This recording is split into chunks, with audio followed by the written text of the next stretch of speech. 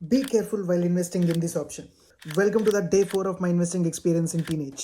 Yes guys, నేను చెప్పబోయేదైతే stock market గురించి. మనంతా చాలా జాగ్రత్తగా ఉండాలి ఈ ఆప్షన్లో మనం ఇన్వెస్ట్ చేసేటప్పుడు.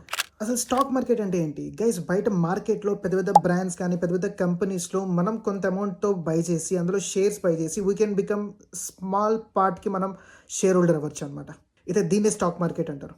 అండ్ కానీ గైస్, ఈ స్టాక్ మార్కెట్లో మనం ఇన్వెస్ట్ చేయాలంటే డైరెక్ట్గా కళ్ళు మూసుకొని ఇన్వెస్ట్ చేయకూడదు.